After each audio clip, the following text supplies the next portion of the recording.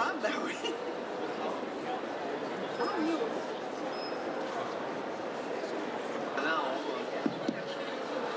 Alors bonjour tout le monde. Merci d'être venus si nombreux pour la remise des prix, d'un prix qui nous tient extrêmement à cœur à la Foire du Livre de Bruxelles, puisqu'il entre dans notre programme Objectif Lire.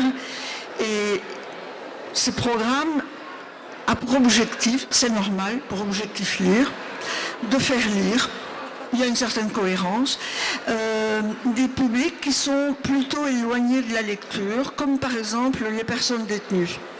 Et grâce à la CAP, et grâce à l'ADEPI, et grâce à la compagnie Gambalo, nous parvenons à organiser un concours annuel qui en est maintenant à sa 6e édition, je crois, si j'ai bonne mémoire, 7e, comme le temps passe, dans toutes les prisons de la Fédération Wallonie-Bruxelles. Alors, le projet, évidemment, c'est d'amener l'écriture en prison. Et parfois, il y a des petits miracles qui se passent. L'année dernière, on a reçu un texte qui a obtenu le prix de récit de vie. Bizarrement, c'était le commissaire général de la Foire du Livre de Bruxelles qui a remis ce prix. Et l'année suivante, c'est-à-dire aujourd'hui, eh bien, il est là. Il a été concrétisé sous la forme d'un vrai livre, édité aux éditions Samsa. Et avant de vous donner le nom de l'autrice, on va écouter un texte. Comme s'il ne me restait plus que mon enveloppe, une coquille vide, sans réelle existence. En fait, j'ai passé la moitié de ma vie à me poser cette question en boucle.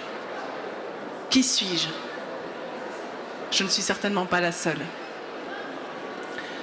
Toutes ces années gâchées à mentir à tout le monde, à me faire passer pour celle que je n'étais pas, à m'inventer une vie qui n'existait pas, peut-être pour cacher, par honte ou par mépris, celle que je suis véritablement et qui, en vérité, me fascine. Comme tout qui sera à l'origine de ma métamorphose, mode chrysalide. C'est à toi que je pense, Marco. Tu as libéré la femme que je suis devenue durant ces 5 dernières années passées ensemble. C'est avec patience et psychologie que tu as brisé la carapace que je m'étais fabriquée pour enfermer ma vie.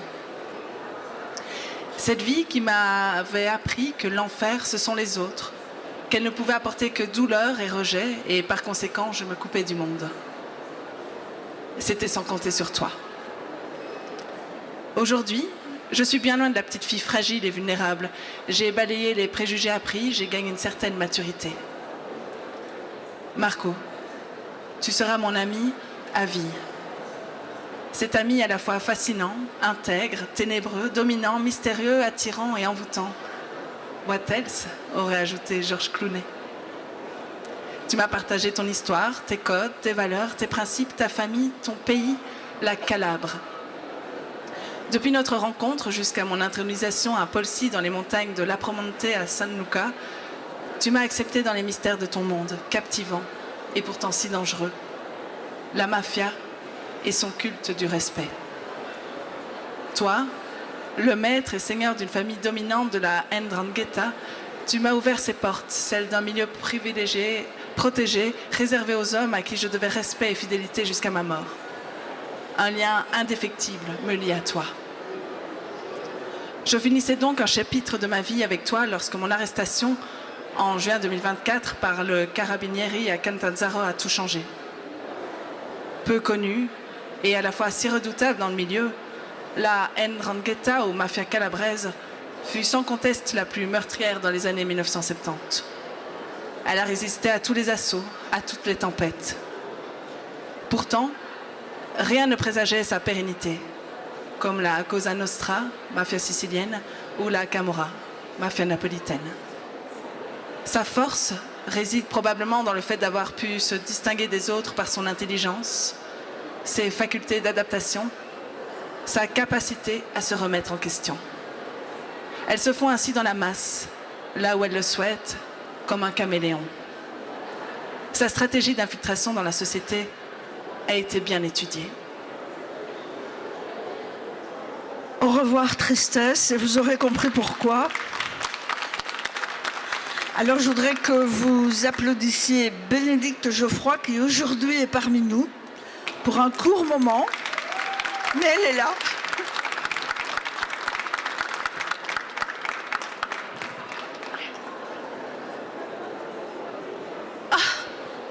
Merci à vous tous de m'avoir écouté.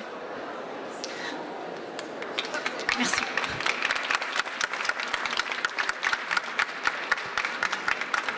Voilà, c'était le moment émotion.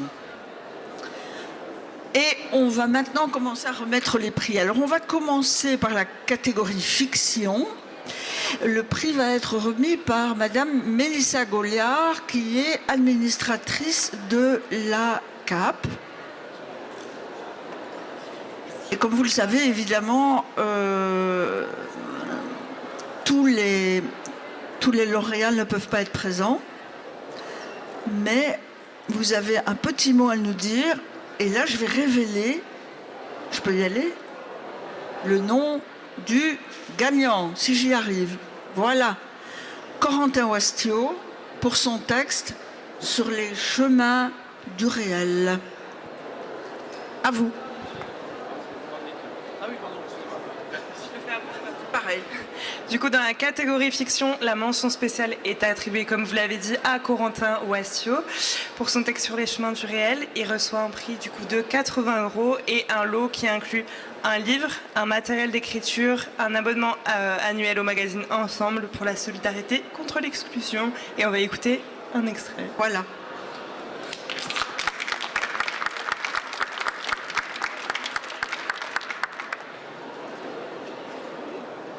La deux.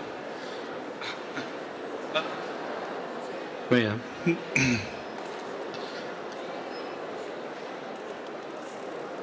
Je l'ai tué. Comment pouvez-vous en être sûr? Puisque je vous dis que je l'ai tué, vous comprenez pas? D'accord, Paul. Je répète. Comment pouvez-vous en être certain? Paul tira un morceau de tissu de son sac à dos Ispac, un sweat chiffonné imbibé d'une matière brunâtre, l'exhibant comme un trophée sous les yeux écarquillés de sa psychologue. Instinctivement, Alice tendit la main pour saisir l'objet, mais se retint juste à temps. Il valait mieux ne pas toucher cette chose dégoûtante. Ayant perçu son malaise, Paul brandit le pull encore plus haut. Elle n'arrivait plus à réfléchir correctement.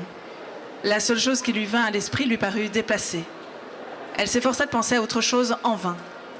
Plus elle éloignait cette pensée parasite, plus celle-ci revenait à la charge. C'est mon pull, le Zadig et Voltaire.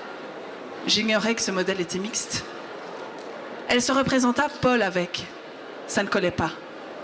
Il était plutôt du style chemise boutonnée jusqu'au col et cravate serrée à vous étouffer.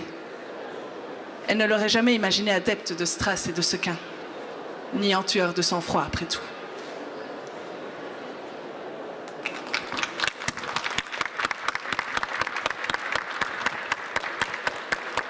Alors, on a une petite surprise pour vous, c'est que Corentin Ouastio, il est là.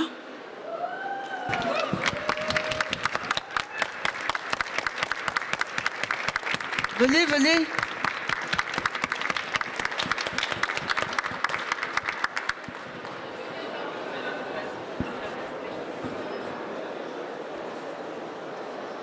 Vous voulez dire un mot?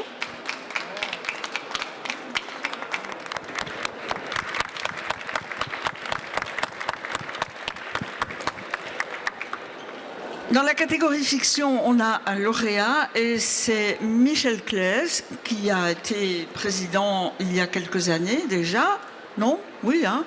Et qui va remettre ce fameux prix fiction, fiction, fiction. Ah voilà, ça y est, ça y est. Voilà, fiction.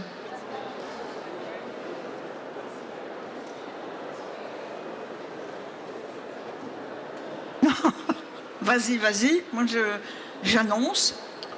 Alors, dans la catégorie fiction, le lauréat est GS pour son texte One Very Lonely Man Show. Il reçoit le prix de 150 €, un lot incluant un livre offert par la présidente du jury, Dominique Van Cotem, et du matériel d'écriture ainsi qu'un abonnement mensuel, annuel, au diable à l'avarice, au magazine Alter Echo. Merci.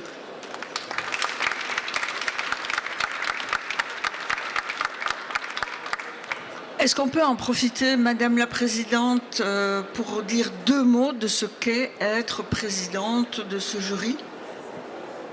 Oui, alors c'est un grand honneur d'être présidente d'un tel jury parce que j'ai d'abord eu l'occasion de lire les textes avant tout le monde.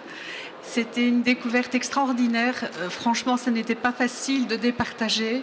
C'était de très beaux textes. C'était très fort. Et je suis très honorée d'être ici aujourd'hui, de pouvoir semer un peu d'espoir et de joie par rapport à ces mots qui nous rendent humains. Nous sommes les seules espèces vivantes sur cette terre à utiliser les mots et on doit les honorer et on doit les honorer partout et que ces mots circulent dans des endroits comme le milieu carcéral, qu'ils atteignent des personnes qui se sentent peut-être en dehors de cette possibilité d'écrire, parce que l'écriture, ce n'est pas que la grande littérature. L'écriture, c'est simplement parler avec son cœur, parler avec son âme, peut-être même parfois parler avec sa haine, mais c'est dire. Et ça nous rend très humains. Alors voilà pourquoi je suis vraiment honorée d'être là ce soir. Vous avez vu que la catégorie récit de vie était une catégorie qui portait chance puisque Bénédicte Geoffroy a vu son texte édité. Alors ce sera la catégorie suivante que nous allons... Récit de vie. Ah pardon, excuse-moi. Tu vois comme je suis. C'est pas grave. En fait, je veux le drink tout de suite. Exactement. Je te reconnais bien là. Bonjour. Je sais que je n'ai pas la gueule de l'emploi, mais c'est parce que je cherche encore l'emploi qui ira avec cette gueule-là. Dans la vie, s'il y a bien un truc, c'est de trouver sa voie, son chemin. Moi, j'ai très vite décidé que ce problème ne me concernerait jamais. Alors, comme je détestais l'école, j'ai décidé d'y rester jusqu'à la pension. Je suis devenu prof. Oh bah, comme ça, pas de souci. Ça évitait la crise existentielle. Je savais d'où viendrait ma future dépression. J'ai presque 60 piges, dont plus de 40 ans dans l'enseignement, 20 ans côté bétail, presque 30 ans côté éleveur. Eh ben, ça pue des deux côtés. Le truc, c'est que quand on m'a demandé quelles études je voulais suivre, j'ai fait le choix de la facilité. Je me suis dirigé vers ce que je maîtrisais le mieux. Et sincèrement, moi, à part lire et écrire, j'étais nul en tout. Alors je suis devenu prof de français. Ah, j'aurais aussi pu écrire des bouquins, mais ça demande du talent et du travail. Moi, dès le début, je savais que j'étais une escroquerie. Et je pense qu'on le sait tous. Quasi tous les profs actuels sont des imposteurs. On est tous sur Wikipédia pour préparer nos cours. C'est vous dire le niveau du machin. Et c'est dommage, hein. Parce que en vrai, quand j'étais gamin, il y avait encore des enseignants qui détenaient un savoir encyclopédique et qui inspiraient le respect de par leur érudition et leur envie de transmettre leurs connaissances. Ils passaient leur week-end à s'enrichir culturellement, en bouquinant, en visitant des musées, des expos, en suivant des conférences et des colloques. À la salle des profs, ça a causé littérature, projet de sciences appliquées. Ça se questionnait sur le fait que l'existentialisme soit oui ou non un humanisme. Mais putain, ça avait de la gueule. Attention, je dis pas qu'il n'en existe plus des profs comme ça. Mais la vache, qu'est-ce qu'ils doivent se sentir seuls. Parce que le savoir des enseignants maintenant, il tient dans un smartphone. Souvent même, il ne tient qu'à un smartphone. Il n'inspire plus de respect à personne. Du coup, mais c'est normal, ils sont devenus comme le tocard moyen. Ils passent leur week-end devant Fortnite ou le meilleur pâtissier. Attention, hein. Je dis pas que les profs sont devenus des débiles. Je dis qu'on est tous devenus des débiles. Sauf que chez les profs, c'est une obligation professionnelle. Faut bien s'adapter à son public. C'est du propre.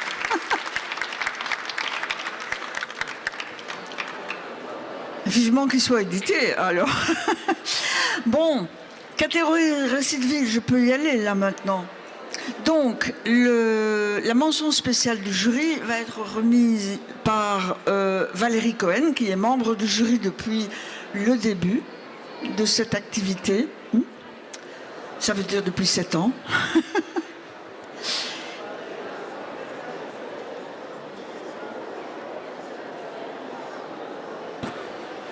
Bonsoir à tous, ravi cette année encore de pouvoir remettre un prix pour ces textes magnifiques.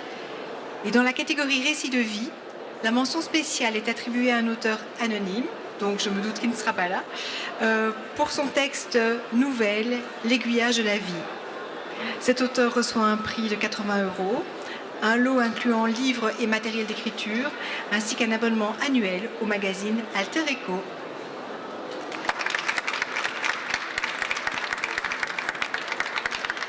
Je n'ai pas oublié qu'il faut lire.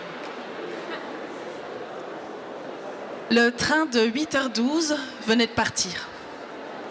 Je ne voyais plus que ces feux rouges arrière qui narguaient mon retard, s'effaçant dans la brume du matin.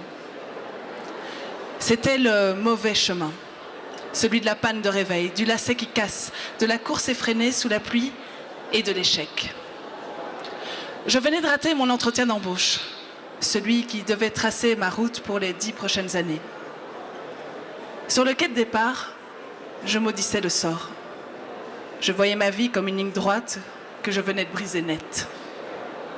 Dépité, je me suis laissé tomber sur un banc en fer froid, attendant le suivant, celui qui ne servait à rien. Vous avez l'air d'avoir perdu beaucoup plus qu'un train, jeune homme. Je levai la tête.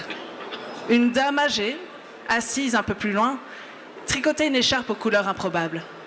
Elle souriait. D'humeur massacrante, je faillis l'ignorer, mais son calme m'intrigua. Nous avons commencé à parler de la pluie, du temps, puis ma vie brisée par ce train manqué. Elle a ri. Un rire clair, inattendu. « Vous voyez ces rails ?» me demanda-t-elle en pointant l'enchevêtrement d'acier devant nous. « Oui, ils partent vers Paris ?»« Non. Regardez mieux.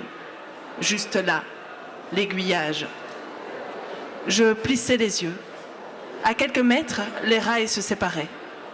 Une voie partait vers l'est, l'autre s'enfonçait vers une zone industrielle, une troisième semblait envahie par les herbes. On pense que la vie est un couloir.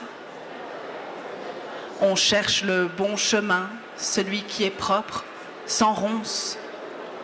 Mais regardez cette voie herbeuse. Mon mari l'a prise un jour par erreur, une correspondance ratée comme vous. Il a atterri dans un village qu'il ne connaissait pas.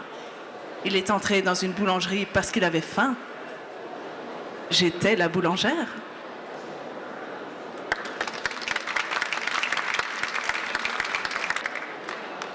Et maintenant, le lauréat, le texte lauréat de la catégorie de vie. Et donc, je vais refaire ma petite feinte que j'ai faite tout à l'heure. C'est donc un prix qui peut être très intéressant, puisque je vous rappelle que c'est le prix que Bénédicte Geoffroy a gagné l'an dernier.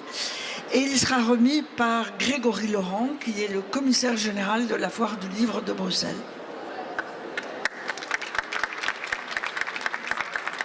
Bonjour Christine, bonjour à vous, toutes et tous ici présents et présentes. Alors, dans la catégorie récit de vie, le lauréat est Imk THKDJ pour son texte Chemin d'une vie, amour, haine, violence. Il reçoit un prix de 150 €, un lot incluant un livre offert par le présidente du jury, Dominique Van Cotem, et du matériel d'écriture ainsi qu'un abonnement annuel au magazine Tchak. Vous pouvez l'applaudir.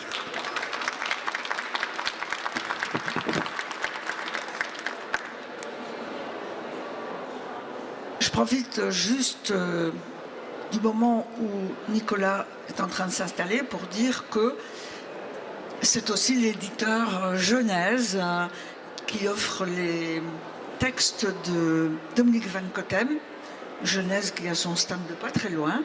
Et donc, n'hésitez pas, il faut acheter le roman de Dominique Van Cotem, il est magnifique et il parle un peu de prison aussi.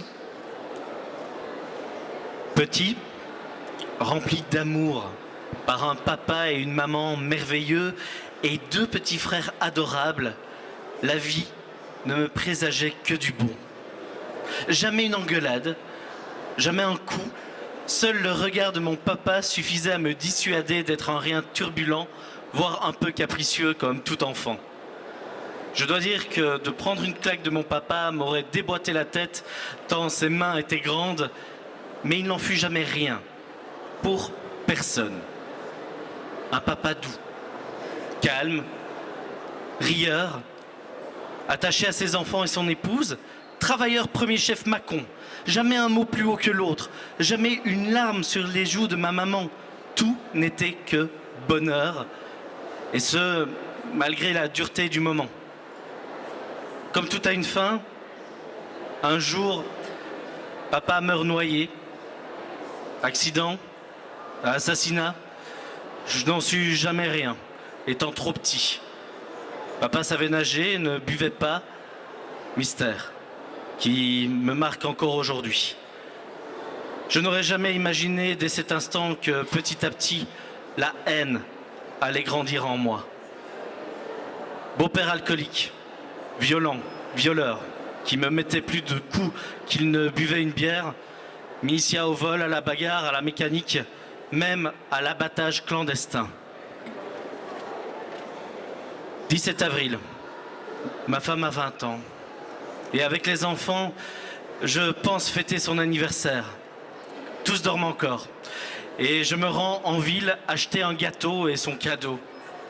En plaide finie, j'entends au loin le hurlement des sirènes. Et plus je me rapproche de mon domicile, au plus le bruit devient assourdissant. Un SMUR démarre déjà vers un hôpital et je ne sais pas qui est dedans. Dans ma détresse, j'ai cherché la mort, trop lâche pour me suicider. Mon calme, la tombe de mes enfants, que je pleure encore aujourd'hui, 45 ans après.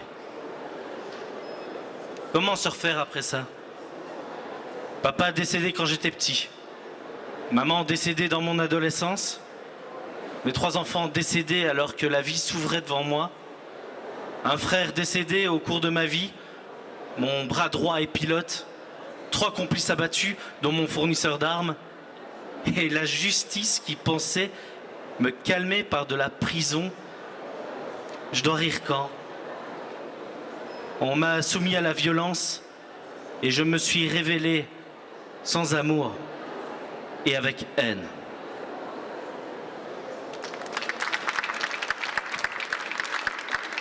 Dans la catégorie poésie, il y a évidemment une mention spéciale du jury qui sera remise par Nicolas Suzanne lui-même.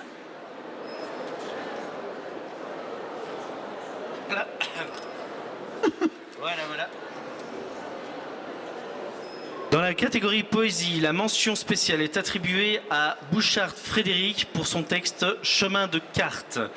Il reçoit un prix de 80 €, un lot incluant livres et matériel d'écriture, ainsi qu'un abonnement annuel au magazine Alter Echo. Alors, on va vous montrer le texte. Oui, mais non, mais voilà, il est là.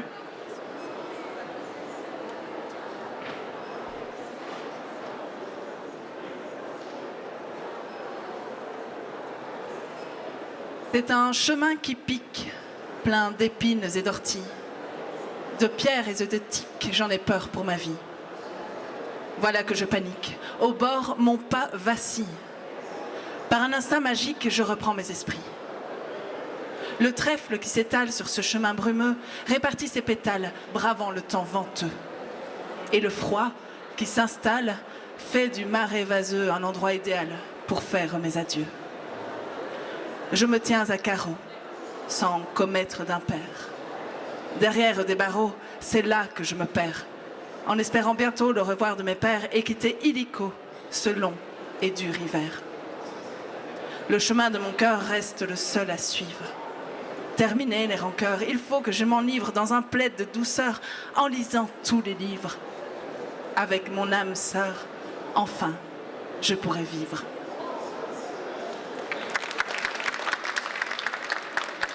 Le moment est peut-être venu de poser à Camille la question de savoir,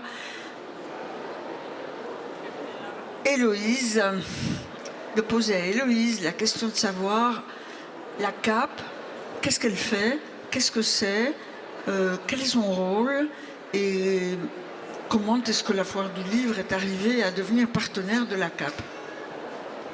Alors, donc, je m'appelle Héloïse Souris, je fais partie de la CAP Culture. Donc, la CAP Culture, c'est une association qui promouvoit la culture en milieu carcéral. Donc, on tente d'implémenter une politique culturelle concertée. On a parmi toutes nos missions la volonté d'insérer un petit peu de culture en milieu carcéral, ce qui n'est pas la chose la plus aisée, évidemment. On a aussi des missions de sensibilisation, de facilitation de la lecture publique, enfin, voilà, plein de missions très ardues, mais non moins essentielles. Alors, le concours d'écriture, donc moi je suis la coordinatrice de ce concours au niveau de la CAP Culture. Donc c'est vrai que c'est un travail de longue haleine, vu qu'il commence pendant l'été et il dure presque 1 an finalement. Donc il y a plein d'étapes différentes. Donc c'est tout un travail de collaboration avec différents partenariats, notamment avec l'ADEPI, qui est vraiment notre principal et précieux partenaire au sein des prisons. Donc il y a en tout 19 prisons en Wallonie et à Bruxelles. Et il y a vraiment cette volonté que ce concours soit inclusif, ouvert à tous, qu'il puisse toucher n'importe qui, peu importe d'où ils viennent, où ils sont, la langue qu'ils parlent aussi. Donc c'est vraiment tout un travail. On passe par l'accord des directions qui doivent nous autoriser, évidemment, quand on met en place ce genre de projet. On a besoin des autorisations pour tout. Donc l'ADEPI se charge de la diffusion dans les prisons où ils sont impliqués. Nous, on se charge, je pense qu'il en reste 5 peut-être, où on se charge de la diffusion nous-mêmes. Sinon, voilà, c'est vrai, comme je le disais, c'est tout un travail collaboratif, vu que on est en partenariat avec la Foire du Livre, notamment qui trouve les auteurs, qui organise cette remise des prix. Il y a aussi des personnes sur place, donc des agents, des éducateurs, des équipes de soins, des professeurs qui diffusent, qui accompagnent les participants pour vraiment faciliter en fait le succès de ce concours d'écriture. Et voilà, il y a d'innombrables partenaires, d'innombrables intervenants sur place qui nous aident dans le succès de cette édition. Et c'est vrai que c'est différent d'une année à l'autre. Une fois la remise des prix terminée, il y a aussi des lots de participation qui vont être envoyés à tous les participants. Donc cette année, ça représente plus ou moins 114 participations de 90 personnes. Voilà, en fait, l'idée, c'est vraiment de pouvoir donner la parole à des voix qui sont souvent oubliées, invisibilisées, et leur permettre. C'est pas une démarche facile de participer à un concours, mais ça leur permet aussi de pouvoir s'exprimer et de pouvoir partager leurs réalisations pour la société dont ils font partie finalement. Voilà.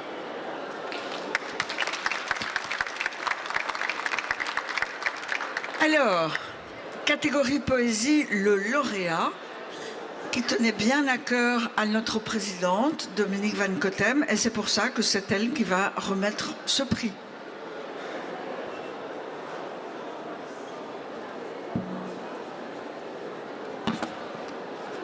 Alors on a tous délibéré avec des numéros. On ne connaît absolument pas qui a écrit quoi. On ne savait même pas toujours si c'était un homme ou une femme. Je vais découvrir avec vous le nom ou le pseudo du lauréat. pour la catégorie poésie, effectivement un texte qui m'a vraiment touchée et que j'ai trouvé magnifique. Il s'agit de d'Homobelix. Son texte, c'est Murmure d'horizon. Il reçoit le prix de 150 € avec un lot incluant un livre offert par la présidente du jury, c'est-à-dire mon livre, et puis du matériel d'écriture ainsi qu'un abonnement annuel au magazine Tchèque. Voilà, félicitations à lui.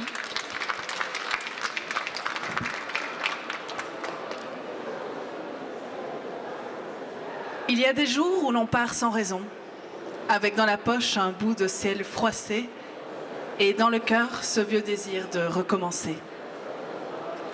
Le chemin s'ouvre, patient comme un livre que l'on aurait déjà lu, mais dont on aurait oublié la fin. Les pierres chuchotent sous les pas, elles savent tout des voyageurs, leurs mensonges, leurs prières, leurs rêves en haillons qui traînent encore dans la poussière. Le vent, lui, rit doucement. Il joue dans les herbes, il soulève les souvenirs, il remet un peu d'enfance dans les poches trouées. Je marche, sans but, sans gloire, mais avec ce goût d'éternité qui naît parfois de l'ordinaire. Le ciel change d'humeur comme un vieil ami, tantôt bleu, tantôt fêlé de gris et toujours sincère dans ses silences. Parfois je croise un arbre, seul, dressé contre le temps, portant dans ses branches le poids des saisons et la grâce de tenir debout. Alors je m'arrête. Je me dis, la vie, c'est peut-être ça. Apprendre à plier sans rompre, à perdre sans se briser.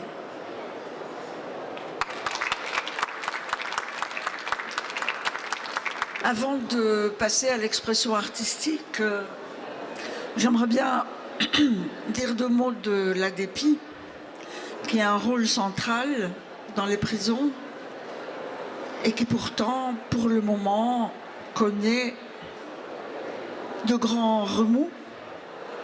Tu nous en diras deux mots ?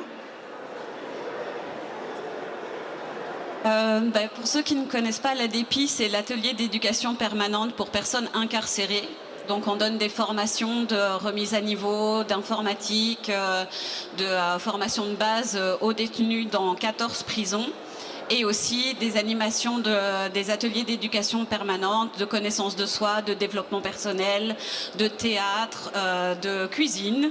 On a eu un super projet à Saint-Hubert avec le concours de cuisine Tall Chef, donc, qui a eu un franc succès à Saint-Hubert. Et donc on est une association qui existe depuis 45 ans. Et cette année, on a eu énormément de mal et on commence à voir le bout du tunnel, heureusement un petit peu.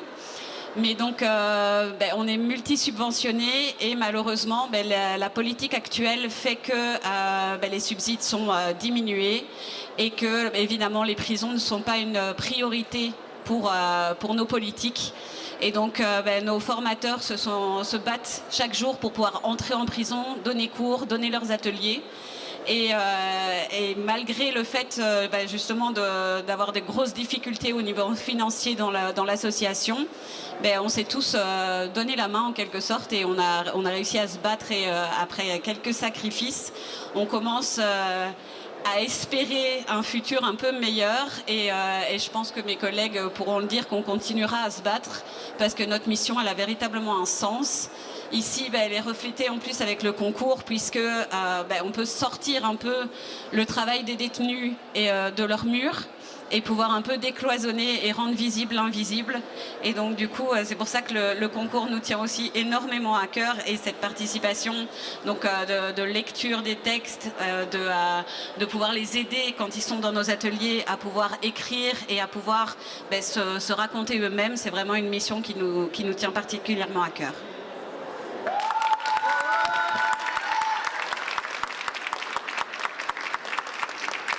Et moi, je voudrais souligner, peut-être que vous l'avez compris, à quel point c'est un véritable réseau d'entraide, d'amitié, de travail qu'est ce concours libre d'écrire, et voilà pourquoi le programme Objectif Lire de la Foire du Livre y tient tellement.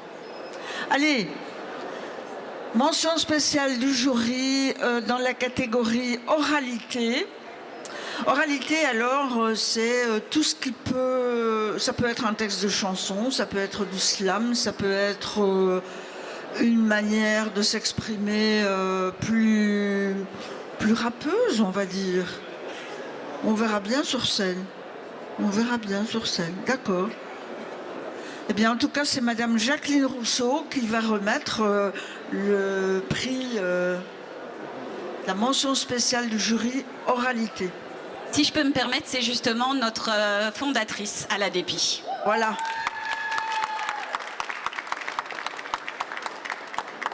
Est-ce que vous avez reçu votre petite enveloppe, Jacqueline? Alors il faut venir, attention, venir lire. Voilà. Donc vous avez dit, attendez, oui, c'est le prix de la catégorie oralité et le lauréat est un auteur anonyme. Le texte qu'il a écrit qui l'intitule Slam, terminus, point d'interrogation, jamais. Voilà, c'était important.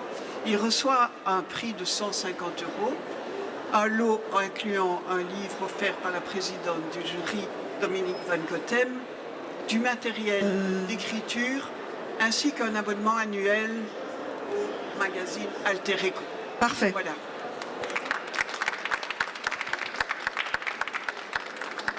Pas grave. Oralité. Est-ce que... Ah pardon, encore, tu vois. C'est pas grave, je ne t'en veux vraiment pas. C'est pas grave, c'est juste que tu veux pas écouter les beaux mots, tu vois. Pourtant, j'aime beaucoup écouter quand tu lis, tu vois. Ce n'est pas contre toi. Mais bon, moi, je suis qu'un passeur de mots en plus. Voilà. Donc voilà, c'est pas grave.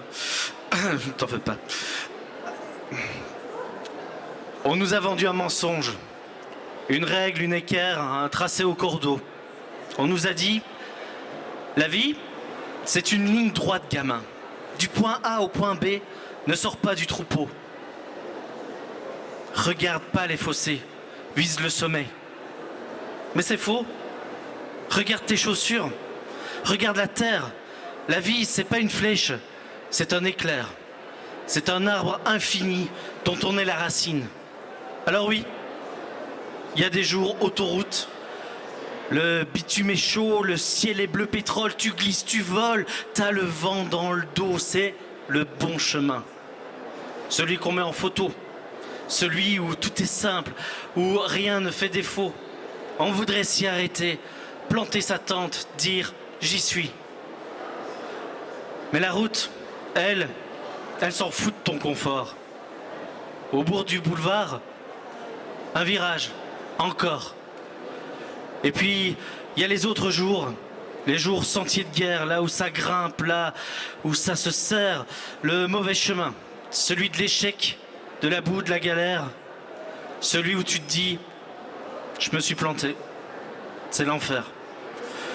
Tu crois que t'es perdu, que t'es dans la mélasse, et que t'es dans l'impasse, que le destin t'a oublié. Écoute-moi bien, le cul-de-sac, c'est une illusion d'optique. Regarde le mur, touche-le. Il y a une brèche, toujours. Ce mauvais chemin qui t'a écorché le genou, c'est lui qui t'amène à la porte du rendez-vous. C'est une mécanique folle, une géométrie variable. Tu crois finir une histoire, t'en écris la fable. Une porte qui claque, c'est 3 fenêtres qui s'ouvrent. Une route qui casse, c'est un pont qu'on découvre. Chaque pas est une graine. Chaque erreur, une déviation. Chaque « j'aurais pas dû », une nouvelle direction. Alors, ne juge pas ta route. Qu'elle soit de marbre ou de poussière, qu'elle soit de lumière ou de mystère. L'important, c'est pas de savoir si c'est le bon plan. L'important, c'est que le chemin s'arrête jamais. Parce que là où tu poses un pied maintenant, c'est juste le début du chemin d'après.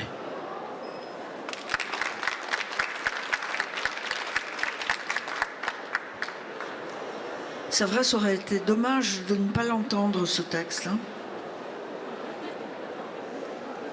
Alors voilà, catégorie oralité, lauréat.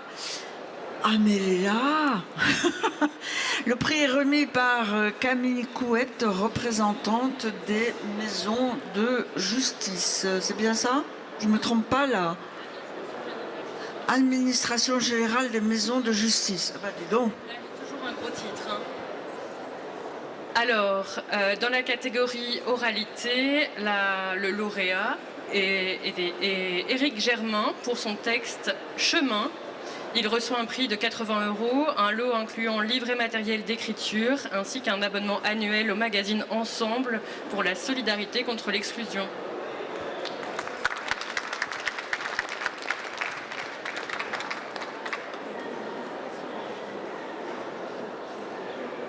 Depuis la nuit des temps, j'ai toujours existé, fait naturellement ou bien été créé.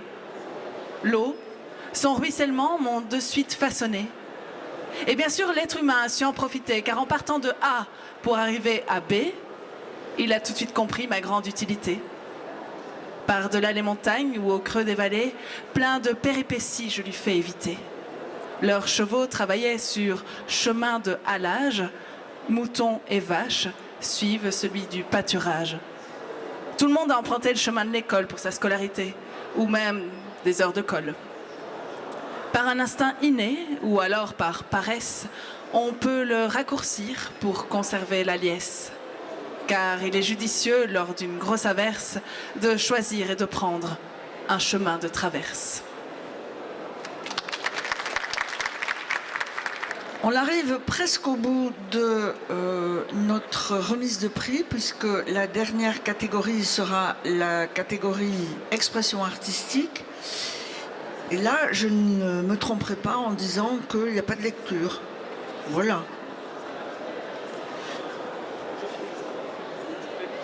Et pour remettre la mention spéciale du jury de la catégorie expression artistique, alors j'appelle Monsieur Sébastien Papadopoulos, qui est coordinateur de l'ADEPI. Un fan club, là. Hein. Dès qu'on parle de l'ADEPI, les émois surgissent. Et donc, dans la catégorie expression artistique, la mention spéciale est attribuée à Rambo Victor pour sa magnifique bande dessinée « Donnez-nous des jardins ». Il reçoit un prix de 80 €, un lot incluant livres et matériel d'écriture, ainsi qu'un abonnement d'1 an au magazine Ensemble pour la solidarité contre l'exclusion. Excusez-moi pour le bégaiement. Alors, ça ne dit pas grand-chose, mais peut-être que ce sera sur le site Libre d'écrire prochainement. Donc, n'hésitez pas à aller. Il y a un site, libredécrire.be. Voilà. Donc, vous verrez à la fois les textes et vous pourrez lire cette BD qui est vraiment formidable. Ça raconte l'histoire d'un gardien de prison qui pique dans les cellules des plantes. C'est génial. Bon, allez. On termine avec le lauréat de la catégorie expression artistique. Le prix sera remis par Madame Diane Sophie Couteau, qui représente le service de la lecture publique. Et oui. De la Fédération. Et après, tu vas pouvoir aller prendre un verre. Yes. Alors, dans la catégorie expression artistique, le lauréat est SKB. Il reçoit un prix de 150 €. Un lot incluant un livre offert par notre présidente du jury, Dominique Van Cotem, du matériel d'écriture ainsi qu'un abonnement annuel au magazine Alter Ego. Et j'imagine qu'on va le voir. Mais voilà. Et voilà. Tes désirs sont des ordres. Mais de la même façon que ça rend pas très très bien avec la lumière tout autour, là, mais franchement, honnêtement, allez le voir, il est magnifique. Quelqu'un dans le jury a dit on dirait du James Ensor. C'est vous, monsieur Claes, qui avez dit ça. Voilà. Et donc, franchement, il est vraiment très très beau. Mais le moment que vous attendez tous, ce sont les remerciements. Alors on s'est déjà largement congratulé entre l'ADEPI et la CAP et la présidente et la foire du livre, mais on doit aussi remercier de façon très intense et attentive la ministre de la Culture de la Fédération Wallonie-Bruxelles, ainsi que le Parlement francophone bruxellois qui nous aide avec beaucoup d'attention, et puis un certain nombre de partenaires dont vous avez déjà entendu les noms tout à l'heure. Pêle-mêle XL, alors c'est loin, je ne vois rien du tout. Vas-y un peu. Donc il y a la revue Alter Eco, voilà. La revue Ensemble Solidarité contre l'exclusion, le Médor, le Tchac et Genèse Édition. Voilà. Attendez, c'est pas tout, regardez. Ah, ça y est, c'est maintenant. Et on remercie aussi Christine pour l'organisation de la remise des prix et tout ce qu'elle fait, évidemment.